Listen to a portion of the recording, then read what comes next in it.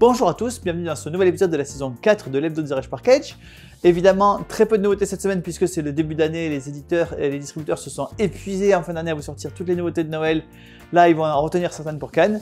Mais on démarre tout de suite avec les nouveautés de la semaine. Et on démarre tout de suite avec un tout petit jeu qui s'appelle Revolver Noir, qui se joue à deux et qui se joue absolument n'importe où, puisque ce jeu est le résultat d'un concours où la contrainte c'était pas de surface de jeu, pas de plateau, pas de tableau, juste des cartes qu'on tient dans la main. Et c'est le cas de ce jeu qui tient 18 cartes. Chacun des deux joueurs a 9 cartes. Et l'objectif est de tuer son adversaire dans un manoir où voilà, vous allez à la fois vous chercher, à la fois vous cacher. Le jeu est extrêmement simple. Vous avez 2 points d'action par tour. Soit vous pouvez tirer sur l'adversaire si vous êtes dans une salle contiguë à celle où il est. Et évidemment, il faut dire dans quelle salle on tire et espérer que l'adversaire y est. Soit vous allez vous déplacer, écouter pour essayer de déterminer où est votre adversaire.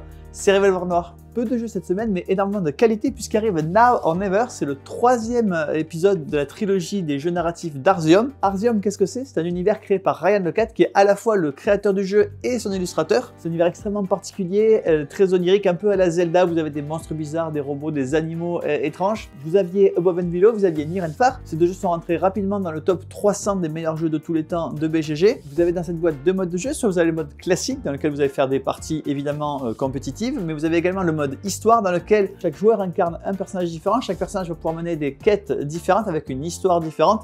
Évidemment, tout l'intérêt du jeu, c'est d'aller explorer également l'univers onirique de Ryan Laukat. C'est Now or Never. Ça y est, nous sommes en 2024. 2024, c'est une année olympique et vous le savez, les Jeux Olympiques auront lieu à Paris. Et évidemment, plein de jeux vont venir commémorer cet événement. Et voici 2 boîtes qui sont aux couleurs officielles de Paris 2024. Vous avez le double. Je ne présente pas le double, hein, l'objectif est toujours le même, trouver le symbole en commun entre 2 cartes. Cette fois-ci, ce sont évidemment des symboles liés aux Jeux Olympiques de Paris. Et Jungle Speed, qui est lui aussi siglé et logoté de Paris 2024. 2 jeux classiques avec la licence Paris 2024, Jungle Speed et double. Et on continue avec 2 mini-extensions pour Tomorrow. Tomorrow, c'est ce jeu où un joueur incarne l'ordre de la discipline, l'autre joueur incarne la rébellion qui s'oppose à cet état extrêmement autoritaire. 2 mini-extensions avec à chaque fois 4 cartes, 2 pour chaque joueur évidemment. Et il y aura un PK Game Pack avec Tomorrow et ses 2 extensions à tarif promotionnel. Une nouvelle extension cette fois-ci pour Biathlon Crystal Globe. On est évidemment en plein dans la saison du biathlon, donc c'est l'occasion idéale pour jouer à un jeu où vous jouez le rôle d'un biathlète. C'est nettement moins fatigant et nettement moins stressant. Ici vous allez pouvoir jouer à Oberhof dans cette extension pour Crystal Globe.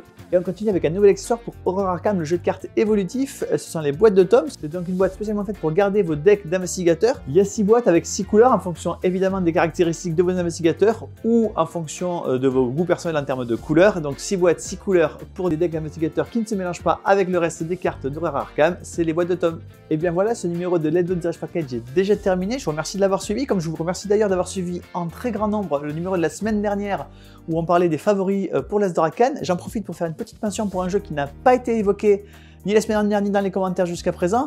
C'est Lorcana. Lorcana, c'est évidemment un TCG. C'est pas l'habitude de Cannes de récompenser un TCG. C'est déjà arrivé toutefois qu'un TCG puisse remporter un prix. Mais pourquoi pas, puisqu'après tout, c'est le jeu qui a fait le plus parler en 2023. Mais moi, en tout cas, je vous donne rendez-vous la semaine prochaine pour un nouvel Hebdo de sortie.